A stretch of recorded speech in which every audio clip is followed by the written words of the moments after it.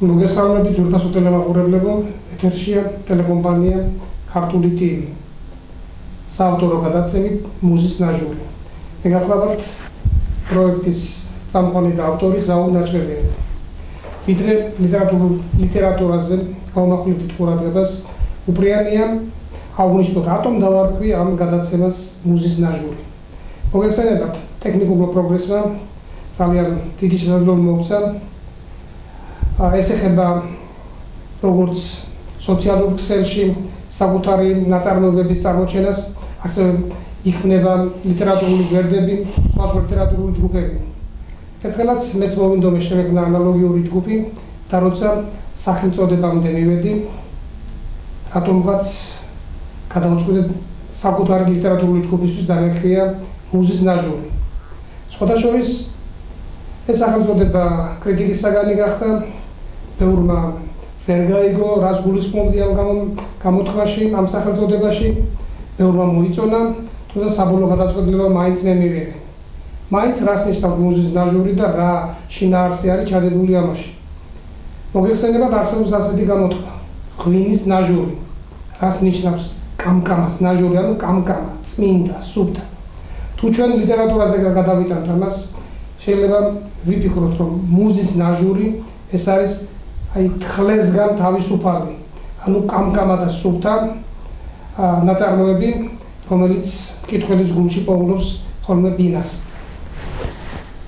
მუზის ნაჟურის დაფუძნება სოციალურ ქსელში ძალიან ბევრ რამეზე დამაფიქრა იმაზე, რომ მიუხედავად იმისა, ძალიან სერიოზული შესაძლებლობა მოგვეცა გამოვხატოთ საკუთარი ემოციები ლექსის თუ პროზის სახით. ბევრი ამას ცუდად იყენებს, ანუ ყველას გაუჩნდა ამბიცია, რომ წამოვიდდეს ლიტერატურულ ზედაპირზე და თავისი შემოქმედებით მოგვაწონოს თავი. ცუდია ეს თუ კარგი? ერთი მხრივ კარგია, რადგან ის რაც ადრე იყო პრობლემები გამომზეურებასთან დაკავშირებით საკუთარი შემოქმედების, დღეს ეს გაიოლებულია. თუმცა ცუდია ის, რომ არ არსებობს ჯგუფი, ლიტერატურათმცოდნეების თუ კრიტიკოსების ჯგუფი, რომელიც მისცემდა სათანადო შეფასებას აღნიშნულს და მკითხველს გაუიოლებდა ახმას თანამედროვე ლიტერატურის. მკითხველს შევეხედა აქვე ვიტყვი. დღეს და სამწუხაროდ რამდენი წელია ნელ-ნელა ქვეითდება მკითხველის ლიტერატურული გეუბნება, რადგან ის მას უჭირს დღეს თეთრის და შავის ერთმანეთისგან გარჩევა, კარგის და ცუდის, მას არ ყავს პარტნიორი, ამ შემთხვევაში კრიტიკოსის სახით, ლიტერატურათმცოდნის სახით, რომელიც სწორ შეფასებას მისცემს შემოქმედებას და ქართულ ლიტერატურას სწორი გზით წაიყვანს. ჩვენი საავტორო გადაცემის მიზანია ვისაუბროთ მსოფლიო და საკუთრივ ქართულ ლიტერატურაში მიმდინარე პროცესებზე, იმ ტენდენციებზე, რომელიც ჩამოყალიბდა. მოგეხსენებათ, თანამედროვე ეპოქამ ძალიან ბევრი სიურპრიზი შემოგვთავაზა, სიურპრიზი ბრჭყალებს შეიძლება მიგულისხმოთ ამ შემთხვევაში და ეს სიურპრიზი აისახა ქართულ ლიტერატურაშიც. თუ მე-20 საუკუნეს შევადარებთ, შეიძლება ვთქვათ, რომ ჩვენ დაღმავალი პროცესი მივდივართ. დღეს სასაუბროდ მოვიწვიე ცნობილი ლიტერატორი, ცნობილი ჟურნალისტი, მწერალი და პოეტი, შეიძლება ითქვას დიდი რომანისტი, ბატონი გური ოტობაია. მოგესალმებით ბატონო გური, მადლობა რომ მოგზავნით ჩვენთან სტუდიაში. შანდობლებია რომ თქვენ ხართ პირველი სტუმარი და თქვენგან როგორც გამოცდილი მწერლისგან, ლიტერატორისგან, ჟურნალისტისგან სასურველი იქნება ვისაუბროთ უპირველესად რა არის ლიტერატურა და იმ ტენდენციებზე, რომელიც ჩამოყალიბდა დღეს ქართულ ლიტერატურულ სივრცეში. მადლობა მინდა შემოგწიროთ ჩვენი მობადიჟებისთვის, მოწვევისთვის ბატონო ზაურ, მოგესალმები ჩვენს ქართულ მაყურებელს. პატივია ჩემთვის აქ ყოფნა და ის დიდი ტვირთი, რომელიც მე თქვენ დამაგისრეთ, არც ისე იოლი არის, რამდენიმე წუთში ჩაატიოს გასმა, მაგრამ შევეცდები ჩემებურად განმარტო რა არის ლიტერატურა და რა მიზანს ემსახურება, იგი ემსახურებოდა და ემსახურება დღესაც. ჩვენ ყველანი ჩვენი თაობის ხალხი მოვდივართ მაინც საბჭოური სივრციდან და ჩვენ გამოვიარეთ ის წლები, როცა ჩვენ თეორიასაც გავეცანით იმ დროინდელს იმ პერიოდში ბუნებრივია მოითხოვდნენ შემოქმედებისგან, პოეზიისგან იქნებოდა ეს თუ პროზისგან გამჭვირვალე ფორმებს, რომ ფართო მასებს ეს გაიგოთ. ამავდროულად მოითხოვდნენ კლასობრივ დამოკიდებულებას ამა თუ იმ ლიტერატურული ფაქტისად. მაგრამ ჩვენ ისიც ვიცით უბრალოდ წლებიდან, დავუშვათ მე ვამბობ იგივე არისტოტელეს, იგივე ჰეგელს, როცა ისინი ლიტერატურას ან თავისუფლებდნენ ეგრეთ წოდებული პოლიტიკური მიმართულებებისა და პოლიტიკური პათოლოგიური, აი რომ კონკრეტულად ისე წავიდეთ, აი საკუთრივ რა არის ლიტერატურა, რა მიზანს ემსახურება, რა მისია აქვს მას დაკისრებული. ლიტერატურას მშვენივრად ამბობს რუსთაველი, რომ ის საამოა, სასმენად და საანალიზოდ, მაგრამ გარდა ამისა მას აქვს ძალიან დიდი საზოგადოებრივი მნიშვნელობა, იმიტომ რომ ყველა ფილოსოფიური იქნება თუ ფსიქოლოგიური მეცნიერებები, რა თქმა უნდა, ცდილობენ ადამიანებისა და საზოგადოების აღზრდას, გარკვეულ ფორმირებას, აი ამ ფართო მასისას. ლიტერატურასაც ბუნებრივია იგივე ფუნქცია აკისრია, მაგრამ მის მიერ შეთავაზებული ნაწარმოებით გაცილებით უფრო შთამბეჭდავად ხდება ამა თუ იმ საზოგადოებრივი ჯგუფის თუ ადამიანის მართვა, მისი მასზე ზეგავლენის მოხდენა. დაწყებული ტრაგედიიდან, რომელიც შორეული ანტიკური ხანიდან მოდიოდა დღევანდელი სცენიურით და ამავდროულად ბუნებრივია პოეტური და პროზაული ნიმუშებით. ჩვენ, როდესაც საუბრობთ, რა კონკრეტული ფუნქცია შეიძლება ქონდეს ლიტერატურას, უწინარესად ჩვენ გულისხმობთ, რომ თვითონ ფართო მასების საზოგადოების ესთეტიკურ აღზრდას, რომ ის მიმართულება, რადგან ჩვენ ქრისტიანული მსოფლმხედველობით ვარ ჩამოყალიბებული, აი ამ ქრისტიანული მორალის ჭრილში უფრო შთამბეჭდავად მოხდეს მათი ესთეტიკური აღზრდა, ესთეტიკური პოზიციის შექმნა ამა თუ იმ პიროვნებაში თუ საზოგადოებაში. აი ეს არის ერთ-ერთი ყველაზე მთავარი ძირითადი მაჩვენებელი ლიტერატურის ზოგადად. ლიტერატურა განიყოფა უამრავ დარგად და ამას ჰეგელი ძალიან დიდებულად მიანიშნებს, ის რა თქმა უნდა, როგორც რუსთაველი ყველაზე მაღალ დონეზე აყენებს პოეზიას. პოეზიას მიიჩნევს უმაღლეს ლიტერატურულ ფასეულობად. ხოლო რაც შეეხება თვითონ ლიტერატურის და ხელოვნების დამოკიდებულებას, სულ 4 ძირითადი ნიშან-თვისება ახასიათებს მას. ეს რა არის? ეს არის მშვენიერის ასახვა, არის ამაღლებული სასახვა, არის ტრაგიკული სასახვა და არის კომიკური დასახვა. აი ამ 4 პარამეტრში ეტება ნებისმიერი ლიტერატურული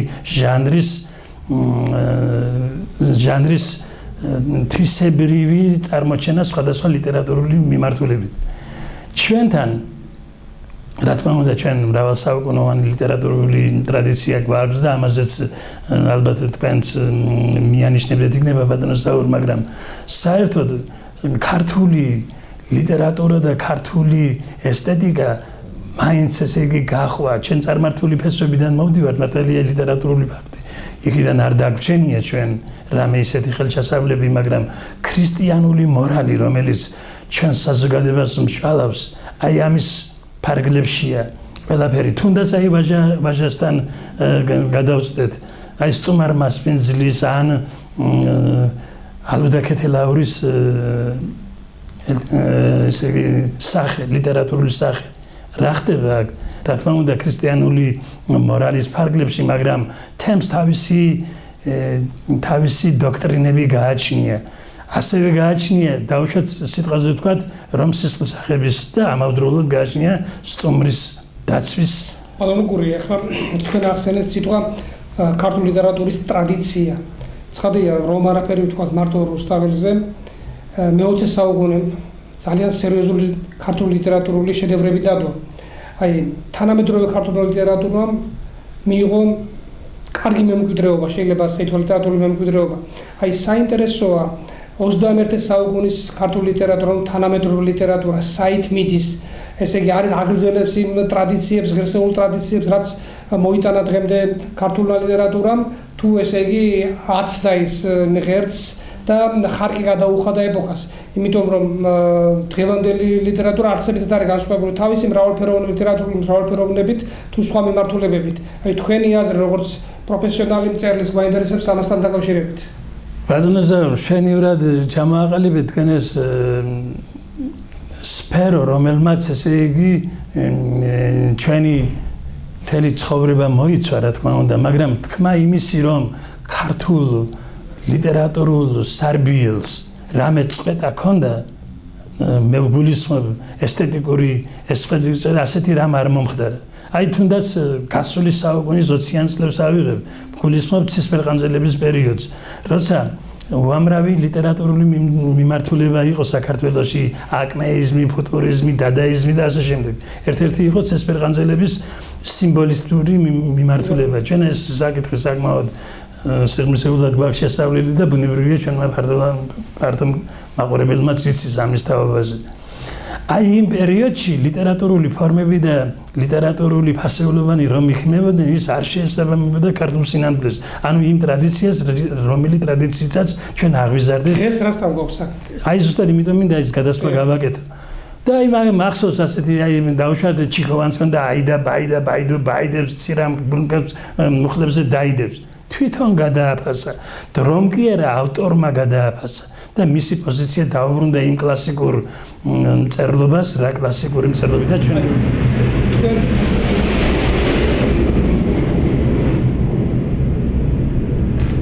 თქვენ ახსენეთ, ესე იგი დრომ გადააფასა. ძალიან ხშირად გვესმის ასეთი გამოთქმა, დრო გადააფასებს და ამას ამბობენ იმასთან დაკავშირებით, რომ როცა საუბარია, რომ სუსტია თანამედროვე ქართული მწერლობა, განსაკუთრებით პოეზიაში შემოიჭრა, ესე იგი ძალიან ისეთი ელმუცხოვ ელემენტები და ასე შემდეგ, ამბობენ დრო გადააფასებს. დრო გადააფასებს იმ შემთხვევაში, თუ ჩვენ გვეყოლებიან კარგი კრიტიკოსები, ლიტერატურის შემფასებლები, მკითხველის გემოვნება არ დაბლაგდება და სამწუხაროდ დღეს ეს ჩემი პირადი აზრია, რომ პრობლემები გვაქვს ამ თვალსაზრისით. ანუ თუ ჩვენ დღესვე არ მივეცით სათანადო შეფასება, ხვალზე შეიძლება მკითხველის აღარ გვყავდეს იმ დონის, რომელიც სჭირდება ლიტერატურის საქმეს. ნუ ეხლა ეს ცოტა სკეპტიკური დამოკიდებულება, მაგრამ აქ რა თქმა უნდა საფუძველია აი ამ შიშს, ამ დამოკიდებულებას, აი ჩვენ დღევანდელი სიტუაცია ავიღოთ რამდენიმე წლის წინანდელი. არის ერთი მშვენიერი კრიტიკოსი, ახალგაზრდა კაცი, რომელმაც გააკეთა მწერლობის მოთმინიერება გრძელდება. ხო და იქ დაახლოებით 60-მდე ლიტერატურის კი ეს ჩვენი ის არის შემახსენე კაცი დებურიშვილი არის ძალიან საინტერესო ახალგაზრდა კაცია. მან ესე იგი ვაჟა შემოქმედებაზე დაიცვა, ესე იგი ხარისხის მოიპოვა ამასთან დაკავშირებით, მაგრამ მისი ნაშრომი ამ კუთხით უფრო საინტერესოა და რატომ? მან ესე იგი გავედა 18 წლის ბიჭი იყო მაშინ, აი წარმოგიდგენიათ და ის ძალიან მაღალი რანგის მასწავლებლებისგან ვიოლეტა ცისკარიძის ქალიშვილის ის იყო ხელდასხმული და მან რა თქმა უნდა ქონდა კლასიკური დამოკიდებულება ლიტერატურაზე. 60-მდე ავტორის შემოქმედება გააანალიზა, რომელიც ამცდარი არის არათუ ქართულ ტრადიციულ ფესვებს და დამოკიდებულებას, არამედ საერთოდ ზოგადად ლიტერატურულ ფასეულობას. საერთოდ ზოგადად ლიტერატურულ ფასეულობას. ჩვენ ვიცით რომ აი დავუშვათ ბევრი რაღაცა. მე რამდენადაც მახსოვს ძალიან ბევრი ოპონენტი გამოუჩნდა მას, მაგრამ არგუმენტირებულად ვერ გააცნობია. ვერავინ ვერ გააკეთა მის საწინააღმდეგოდ რამე სერიოზული პოლემიკაში შევიდნენ, მაგრამ პოლემიკა როგორ შეიძლება დავუშვათ იმისთანა სფეროზე, იმისთანა ლიტერატურულ ფასეულობა წინ წლებში ვამბობ. როცა დავუშვათ ასეთი რაღაცაა მოყმობილი, მიჭირს ამის თქმა, მაგრამ უნდა ვთქვა, რომ მაპატიდა საბირ ფარეშოში უნიტაზზე სადაც დედა იზრდა და მისი შვილი მოთავსდება რაღაცა გარკვეულ სხვანაირ ასოციაციას იწვევს მასში აი ეს ფაქტი წარმოგიდგენიათ რანაირ ესთეტიკურ სიმაღლეზე უნდა იყოს საუბარი და მსგავსი რაღაცები უამრავი დაგრომდა მოგეხსენა ფასეულობების გადაფასება თითქმის ყველა სფეროში ხდება და მათ შორის ლიტერატურაში ეს არ არის იმდენად გასაკვირი მაგრამ სამწუხარო ის არის რომ ამას სათანადო შეფასება არ ეძლევა ხშირად სათანადო შეფასება რომ არ ეძლევა კი არა სტიმული ეძლევა ეს არის უბედურება შეფასება რომ ეძლევა ეს სხვა საკითხია სტიმულირება ხდება პრემიერება ხდება ამისთანა ხალხს გარკვეული პოლიტიკური მიმართულების ბანკებიც კი აფინანსებენ და ეს არ მინდა ეხლა მე დავასახელო კონკრეტულად ის ხალხი რომლებიც ამით ანტიქართულ საქმეს აკეთებენ არა მხოლოდ ანტიქართულს ანტიესთეტიკურს და არის ესე იგი რაღაც გასაოცარი ზრუნვა იმისთვის რომ მსგავსი ხალხი მოუმრავლონ საქართველოს რათა ის აცდეს ჭეშმარიტ ლიტერატურულ ფესვებს და მოხდეს მისი გადაგვარება და ბუნებრივია ლიტერატორი რომ გადაგვარდება და ის აცდება ჭეშმარიტებას მაშინ საქართველოს ვერ იარსებებს საქართველოს არ გვექნება ხელთ აი ამაშია მისი მიზანი მაგრამ გური საერთოდ წერლობა მოიცავს როგორც პოეზიას ისე პროზას ხო აი დღეს ქართულ პოეზიაში ცოტა სხვაგვარადაა საქმე ვიდრე პროზაში თუმცა სიტყვა სხვაგვარად ვამბობ მე გულისხმობ იმას რომ ძალიან მოგვიმრავლდნენ ლექსმწერები თვითმარქვია პოეტები რომლებიც ხალხელაობენ იმით რომ აქვთ ძალიან ბევრი ლაიქები, ბევრი კომენტარები, თითი რამბებით აივსებიან და ასე შემდეგ. სამწუხაროდ აი ნამდვილი ნაღდი პოეზია ცოტა ამაში. აი თქვენი ხართ როგორც პროზაიკოსი, ჩინებული პროზაიკოსი, ასევე პოეტის. აი თქვენი გადასახედიდან საით მიდის ქართული პოეზია, უპირველესად პოეზიაზე ვისაუბროთ. ბატონზაურ, თქვენს ჩინებულად იცით, ჩვენი ერთობლივი პროექტია, ჩვენ გარკვეული წლები, რამდენიმე წელი შევალიეთ ამას თქვენთან და კიდევ გარკვეულ ჯგუფთან ერთად, რომ შეგვექმნა იბერიული პოეზიის ანთოლოგია. 180-ზე მეტი ავტორი იბეჭდება აქ და ზუსტად აი ამ ჩვენს მიერ მოტანილი მასალის მიხედვით, ეხლა წარმოგიდგენიათ, მე დეტალურად შევისწავლე ეს ხალხი, ხო? ჩვენ წარმოვადგინეთ არა მხოლოდ ისე კი არა ზედაპირულად ჩვენ ესე იგი ანალიზისა და გარკვეული შერჩევითობის მეთოდით როცა მივდებით 180-მდე კაცი არის წარმოდგენილი ამ ორ ტომეულში. დიდია რა თქმა უნდა A4 ფორმატის 1000 გვერდს გადაცილებული ორ ტომეული. რა სურათი მივიღეთ და როდესაც თავიდან დავიწყებთ ჰიმნოგრაფიიდან დაწყებული და ვეფხისტყაოსანს მთლიანად ვეჭდავ ჩვენ შემცირების გარეშე ადრე იბეჭდებოდა მხოლოდ რამდენიმე თავი. ჩვენ 60-ზე მეტი პოემა დავიბეჭდეთ აქ სხვადასხვა ავტორის. და როდესაც მივედი ჩვენ ბოლო წლებამდე, 18 პოეზიამდე. ბოლო წლებამდე გულისხმობ დაახლოებით 20-30 წლის მოშორებით და მე რა რატომ იცი ტენდენცია გამოიკვეთა ასეთი რამ. ჩვენ გავურბით რეგრესისგენ? ნუ აი გეტყვით რა სურათი მივიღეთ. ჩვენ გავურბივართ რითმიან ლექსს. რითმიან ლექსს. ეს მარტო დღევანდელი ახალგაზრდების კისერზე არ არის ეს ტენდენცია. ამას ჩვენი კლასიკოსი პოეტები მიმართავენ, იგივე ბესიკ ხარანაული, იგივე ლიას ტურუა. რა თქმა უნდა, მათ შემოქმედებაში ეს ვერლიბრის პრობლემა როგორც ასეთი ჩემთან და ლიტერატურის წინაშე არ ადგას, მაგრამ ერთი რაღაცას უნდა ითქვას. აი ამერიკის შეერთებული შტატები, რომელიც მე-19 და მე-20 საუკუნეში კლასიკური პოეზიის ქვეყანა იყო და ამ კლასიკური პოეზიის ნიმუშად მიჩნეულია ედგარ ალან პოს ყორანი. ეს რითმიანი ლექსია და ქართულად 5 თარგმანი არსებობს მის. აი ამ ქვეყანაში იბადება ახალი ლიტერატურული მიმართულება და ეს არის ვერლიბრი. აი უოლტ უიტმენი. ბატონო, მე სხვადასხვა ჩემზე იტყვიან ხოლმე რომ ვერლიბრი არ უყვარსო და სიყვარულზე არ არის საუბარი. მე ესეთი შტაბეჯება მრჩება რომ ვინც რითმიან ლექსზე, კონვენციურ ლექსზე უარს ამბობს და ირჩევს ვერლიბრის ფორმას, ანუ თავისუფალ ლექსის ფორმას, ფუთავს ის საკუთარ უნიჭობას. მე ასეთი შტაბეჯება მრჩება თუ არა ბესიკ ხარანაულთან მიმართებაში, რომელიც თქვენ ახსენეთ, ქალბატონ ლიასთან მიმართებაში, მე სხვა განცდა მაქვს, ხადია. იქ არის პოეტური ხიბლიც არის, ესე იგი ნიჭიერებაც ჩანს ავტორების, მაგრამ ბევრი ამას იყენებს იმის რომ შეფუთოს საკუთარი უნიჭობა. შენიერი დასმა გამოიტანეთ და შენიერი დასმა გავუკეთეთ. რა თქმა უნდა, ჩვენ შორეულ წლებში ქრისტიანობა ახალი დამკვიდრებული მაშინაც მქონდა ურითმო პოეზია, ამას იმნოგრაფიას მეძახდი და აი შენ ხარ ვენახი. ჩვენ სასიმღერო ტექსტი რომ არის, აი ეს ლექსი სულთა მე მაინც მგონია რომ ურითმო ლექსი ქართული მოვლენა არ არის. არა, რითმიაში უფრო კარგად გამოვხატავთ პოეზიას. საერთოდ ურითმო იყო პოეზია დაახლოებით მე-11-მე-12 საუკუნეში მსოფლიოში. თვითონ ჰომეროსის ის ჰეგზამეტრი რომ ქვია ის რითმიანი არ არის და ასე შემდეგ, მაგრამ ეს კი არ არის თავარი. რითმიან ლექსს აქვს თავისი კანონიკური ჩარჩოები. არქიტექტურა როგორც ასეთი, ის მოჭიმულია, ის ერთგვარად ემორჩილება რიტმს, მუსიკალობას და ამავდროულად ემორჩილება ერთი ამბის გადმოცემის მისტიკას. აი ეს არის არსი. ხოლო როდესაც ჩვენ საუბარი გვაქვს ვერლიბრზე და აი ეს განცდა, ეს განფენილია უკვე, განიფინება, ხელთ არაფერი არ რჩება, თქვენ კარგად თქვით. შეფუთვაზე რომ თქვით, ანუ თავისი უნიჭების შეფუთვა. გალაქტიონთან აი ტიპიური ლექსი უნდა მოვიშვილიო ბატონო ზაური. გალაქტიონთან არის ერთი გენიალური ლექსი. ეფემერა გვია მას. ძიმე ქვების ქუსლები დავეხმობი პალიუს, როცა ქარი მოსკდება და რაღაც შეემუქრება. გალაქტიონი ამ ლექსში რამე ხერხემალს კი არ გვაძლევს. ეს არის მისი სულიერი ეგზალტაცია, გაფანტულობა, მაგრამ ეს მოქცეულია კანონიკურ პოეტურ ვერსიფიკაციულ უნარებში.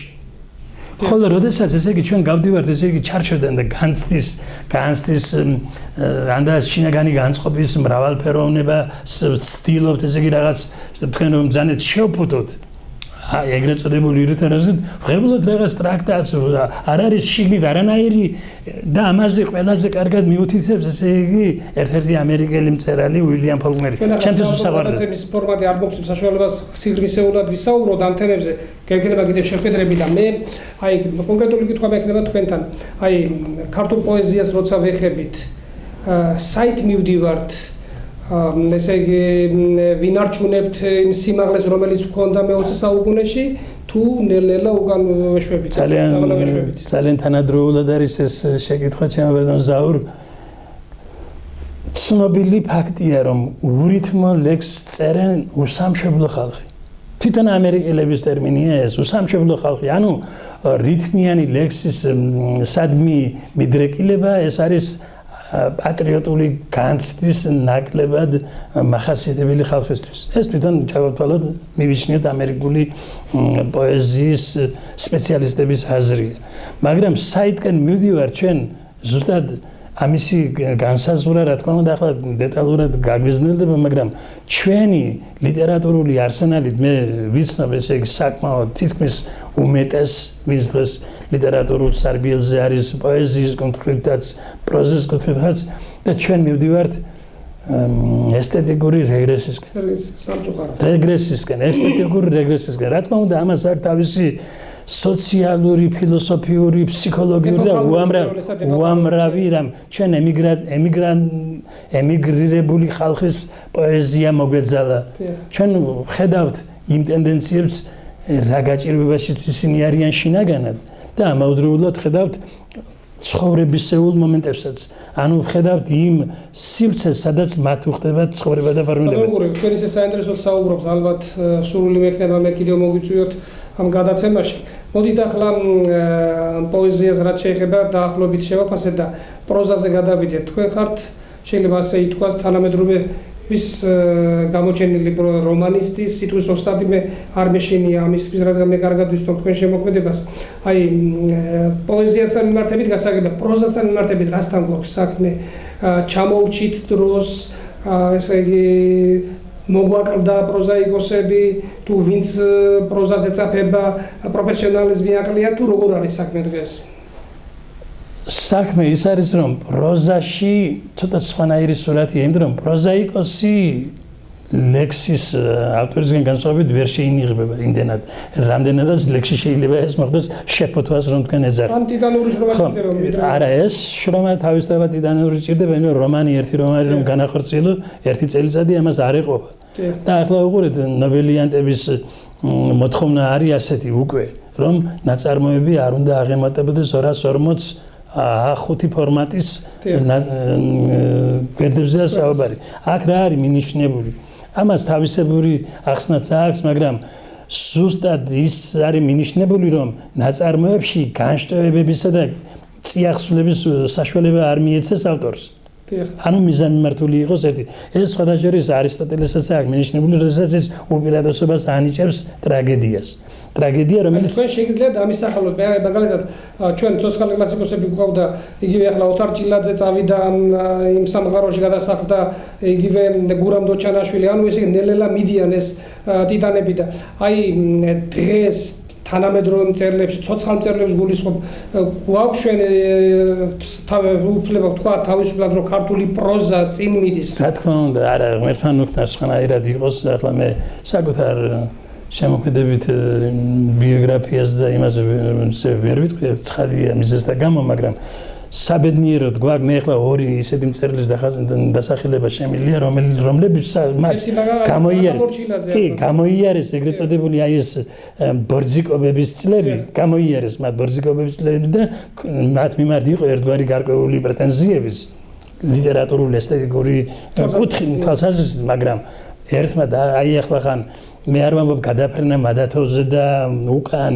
აი ახლა ხან განახორციელა ჩვენმა ბატონმა მორჩილაძემ დიდებული რომანი, რომელსაც ქვია ობოლი. ეს არის ერთ სიუჟეტზე აგებული ნაწარმოები, სიუჟეტის მთავარი გმირი არის თოფი. მამა პაპისეული თოფი, რომელიც სხვენშია შენახული და მთელი ნაწარმოები ამის გარშემო არის ტრიალი და ეს არის მთავარი გმირი, მაგრამ ეს თოფი არ გავარდება. მთელი ამ რომანის განმავლობაში და მინიშნებულია, რომ ჩვენ გმირი დავკარგეთ, რომელიც აი ამ თოფს ხელში აიღებს და თავის მტერს, რომელიც სავსეა მის გარშემო დაუმიზნებს და ასე შემდეგ. ლიტერატურული პროცესი მაინტერესებს, აი თქვენ ხართ პროზაიკოსი, რამდენიმე რომანის ავტორი და აი ლიტერატურული პროცესი, ეს რომანის შექმნა, ეს ურთულესი პროცესია. ეს არის პასუხისმგებლობაც მკითხველის წინაშე. და ასე შემდეგ, აი როგორ იქმნება საერთოდ? კი ბატონო, აი აქ მინდა ბარემ ორივე თემა ერთ იმაზე მოვაქციო რა. მე გითხარით ერთი რომანის შესახებ, მეორე რომანი არის თუ არ მეშლება ასეთნაირი სათაური აქვს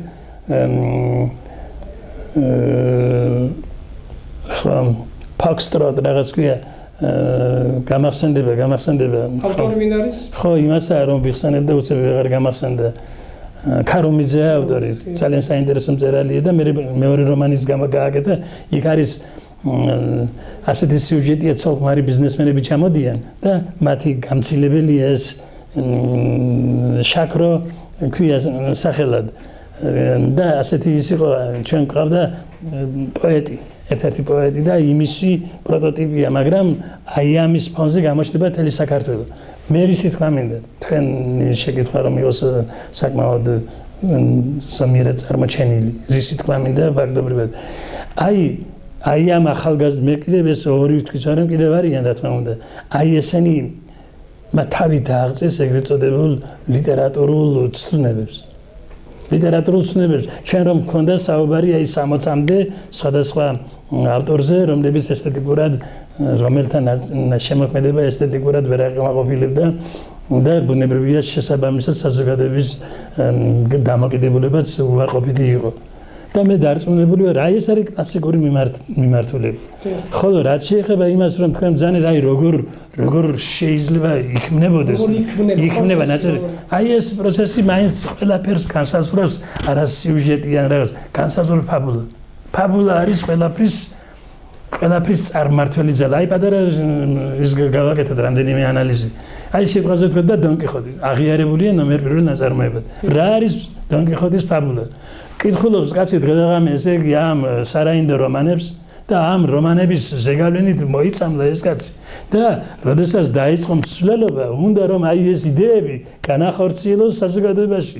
ანუ და ხალხი ხვდება რომ ამ რომანებით აღზრდილი გმირი როგორ არის დაცილებული რეალურ ცხოვრებას, რამდენად არის ჩამოშერებული და ეს კითხველში იწვევს ძალიან ადეკვატურ და ისე ცოცხალ რეაქციას. აი ამ ფაბულაზეა საუბარი, მე ეგრე ვთქვი, ობოლი, ანუ თოფი, რომელიც შენახულია, ეს თავის შემთხვევით კი არ არის, ამ თოფმა გამოიარა რამდენიმე თაობა. ასეთი მომენტია. აი წერლობა არის, მომწონს წერლობა, ესე იგი საზოგადოებას აძლევს სულიერ საზრდოს უყურესად, ხო, ესთეტიკურ სიამოვნებას არიძებს და სულიერ საზრდოს შემეცნებითი დანიშნულება აქვს, ხო, წერლობას. აი დღეს თემატური მრავალფეროვნები თუ გამოირჩევა ქართული პროზა, ეს არის საინტერესო. ნუ ეხლა როგორ გითხრათ? და ის არის თუ არა, მომისმენთ არის თუ არა ჟამთა ამღწერელი, ანუ ესე იგი ეპოქის მაჯისცემას გასაგები, აი თავიდან რომ დავიწყეთ ჩვენ საუბარს, რომ ნაწარმოებებს უნდა ახასიათებს პარტიული და პოლიტიკური დამოკიდებულება, ეს ლიტერატურული თეორიის ესე იგი ეს ნიველირებულია. იმიტომ რომ ჰეგელი ამბობს, არ მოეთხოვება ლიტერატურას ხელოვნებას, რომ რაღაცა დოქტრინებით, რაღაცა ეგრეთ წოდებული აი ამ სიტყვა არ მოყოფნის, რომ საზოგადოებას მისცეს რაღაცა აი კომუნისტური იდეალები ან ასეთი იდეალები ან ისეთი. არა, ნაწარმოებმა უნდა ასახოს ცხოვრება. ხოლო აი ცხოვრების ასახვის გააცნობიერების დროს კითხველი თვითონ გამოიტანს. იცით როგორ არის სულიერ საზრდოს აწვდის თუ არა თანამედროვე ქართული ლიტერატურა ქართველ მკითხველს. თქვენ ძალიან სიღრმისეულად იცნობთ თანამედროვე ლიტერატურას, როგორც წინასაურის ლიტერატურა. ღმერთმა უკნას ბატონო ზაურომ არ აწვდეს. სხვანაირად შეუძლებელი ლიტერატურის არსებობა. სხვანაირად განსაკუთრებით პროზაზე მაქვს საუბარი, ხო? იმიტომ რომ პოეზიაში მაინც რომ შეიძლება რაღაცნაირად შეინიღო კაცი ან რიტმებით, ან რიტმიკით, ან რაღაცით, მაგრამ პროზა ეს უკვე იგივე სკულპტურაა. იგივე ფერწერული ტილოა, იგივე მუსიკაა, რომელსაც თუ შიგნით არაფერია აზრი არ აქვს, იმიტომ რომ კითხველი ეგრევე აიღებს და გადადებს. აქედან გამომდინარე, რა თქმა უნდა, ჩვენი საშუალო თაობის ხალხი, ვინც ნათელ ქვეყნად წავიდა, ჩვენი ჭილაძეები, იგივე აგერ გურამ დოჩანაშვილის ხონებული, მისი სამოსელი პირველი ეს უნიკალური რაღაცაა, ანდა დოჩანაშვილის გზაზე ერთი კაცი მიდიოდა.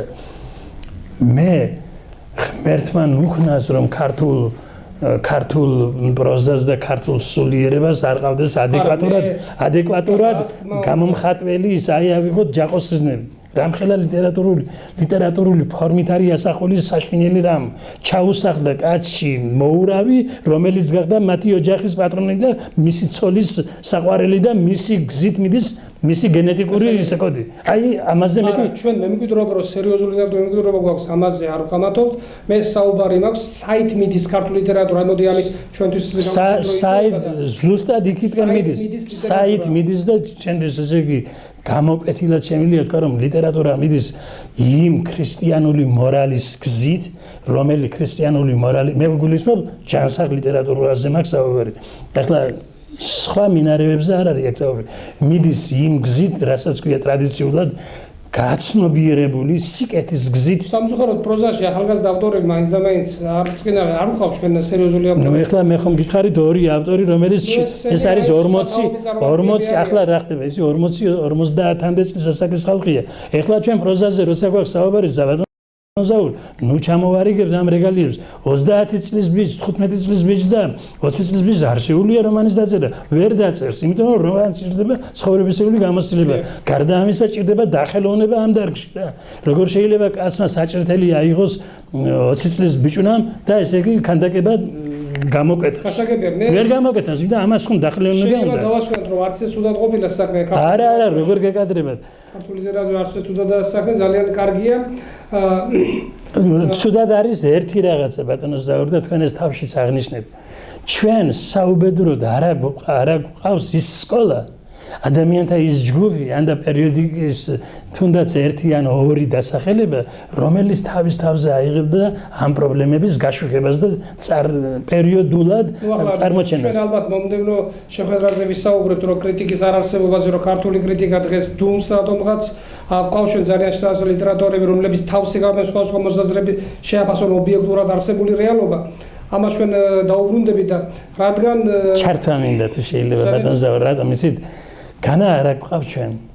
გვყავს, მაგრამ უბედურება ის არის, რომ არსებობს ერთი ჟურნალი არილი ქვია მას, საკმაოდ ესთეტიკურად მაღალი დონის ჟურნალია, მაგრამ არ კმარა ეს ლიტერატურული საქართველოს ფუნქციაც ამაში უნდა იყოს ასე, მაგრამ არც ვერსის წუდება ამას.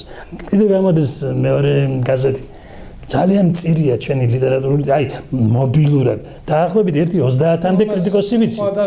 30-მდე ვიცი, რომლებიც აი წარმოგიდგენია რადონის ლიტერატურულ სარბიელს ეწევიან.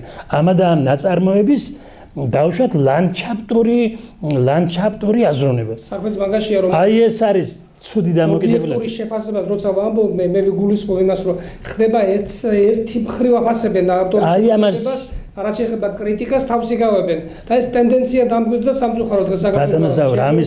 ამის უკან სხვა რაღაცა დგას საუბედრო რომ ლიტერატურის გულის გულში რომ არ ჩაწუდეს კრიტიკა ყველაფერი ამისკენ არის მოწადინებული. როცა ესე იგი ლიტერატურის გულის გულში მიაღწევს კრიტიკა და როგორც ექიმი სუსტ დიაგნოზს გააცხადებს თავის ამა თუ იმ ავადმყოფობის მიმართ, რათა სწორი მკურნალობა წარიმართოს, აი იმ პროცესის წინაშე ვდგავართ. არ არის ექიმი, რომელიც ზუსტ დიაგნოზს დაუსვამდეს ლიტერატურულ პროცესს. ბატონო გურია, ესე იგი ჩვენი საუბარი დასასრულს უახლოვდება. მე თქვი და კიდე გავიმეორებ, თქვენი სახით საქართველოს ხავს არა მარტო ნიჭიერი პროზაიკოსი, არამედ ნიჭიერი პოეტის განსაკუთრებით თქვენი პოეტური შემოქმედება უფრო ნათლად ჩანს ნეგრულ პოეზიაში.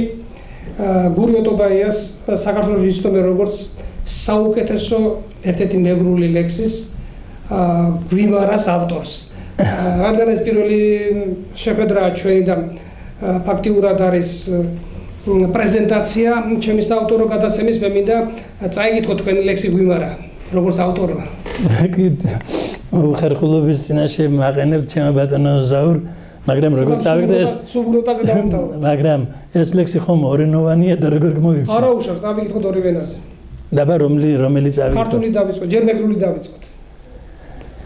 პატარა ის მინდა რომ ესე იგი სამეგრელოში გარკვეული წლების წინათ როცა მიწევდა ყოფნა, იქ მოხვდი ჭაობნარ ადგილას და ერთ-ერთ კუნძულს ერქვა დიდგვიმარონი, ანუ დიდგვიმროვანი.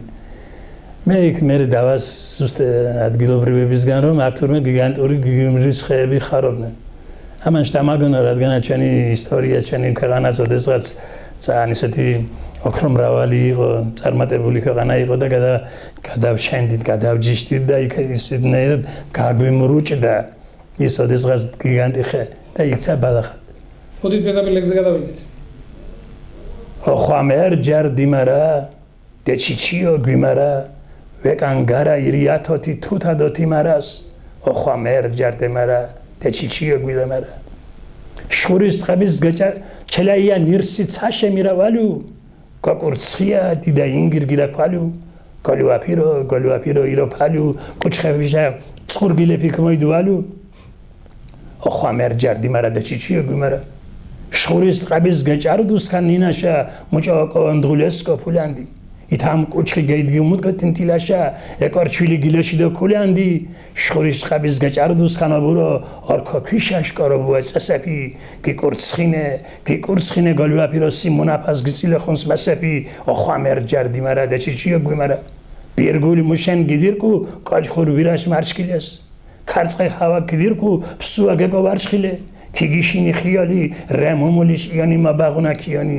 უზისხირენ გვიმარა ჭყალირ გური მუჭოვემ კი სკილადე ხურათელად მუჭოვემ კი ზგილადე კალხიდაშე ლანდიქ სკილადე უზისხირე გვიმარა ჩელაიანი ერსი ცაშემირავალუ გაკურცხია დიდა ინგირგირა ქალუ გოლუაფირო იროფალუ კუჩხაბიშა წყურგილეფი კმოიდვალუ ოხვამერ ჯარდიმარა დეჩიჩიო გვიმარა გიკურცხინე გოლუაფირო ვარა გმორჯგინანა ქიგიშინი თიმარა ქარწყეკ მუსხის გივარა გემწა დართი გემწა ჟვანგი გემწა საფი გვიმარა აი ეს ლექსი იყო და ეს სხვადასხვა 91 წელს დაიბეჭდა ცისკარში. ნუ რა თქმა უნდა თარგმანის სახით და ამას თავისი თარგმანის თქვენია, რამდენად თარგმანის ჩემია, ნუ რა თქმა უნდა უფრო მეტი ვიწვალე ამ თარგმანზე, იმიტომ რომ ერთი ფორმა მეორე იმის ენაზე რომ გადაიყვანო ეს ჯეჯეხეთური ჯერ კიდევ გოეთესგან არის ცნობილი რომ ლარნაკის ჰაფეზის ლექსების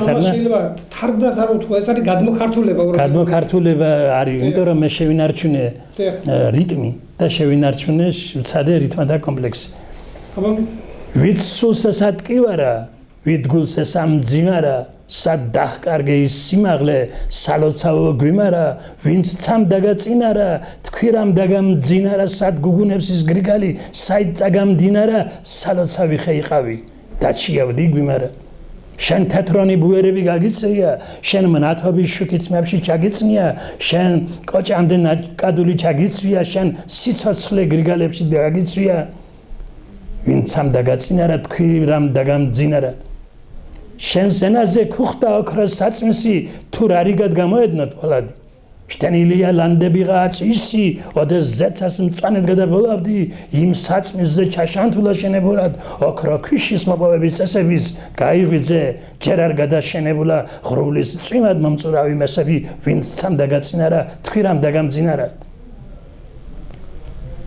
მოხლი რისთვის გაღონვის ამ სიმღერის გამგონეს შენ რომელიც გაყუდნის იმ ჰანგებში ჩამგონე გაიხსენე ხარება დილების გამყარება ვიკმარისოთ მტკნარება უსულგულო გვიმარა დაბასრულ გულს გაგიმრთელებს დრო ჟამი ხრიოქს ისევ გაგაშროშნებს შროშანი უკუდგება ქარაშოტი მთოშავი ძლეულ დროშებს აღმართავენ ოჟანი ვინც ცამ დაგაწინარა თქვი რამ დაგამძინარა გაიღვიძე შემოგევლე თორემ გამოგვივარა ვით სულსა სატკივარა ვით გულსა სამძიმარა წამოდაქი წამაფრინდი წამოხეთქე გვიმარა კარგია მადლობა ესე იგი უნებრივია ჩვენი მაყურებელი ალბათ მოიხიბდა თქვენი ლექსით შევახსენებთ მაყურებელს რომ ჩვენი სტუმარი იყო ცნობილი ქართველი მწერალი პოეტი ბატონი გურიო ტობაია მე გემშვიდობებით მოვალ შეხვედრამდე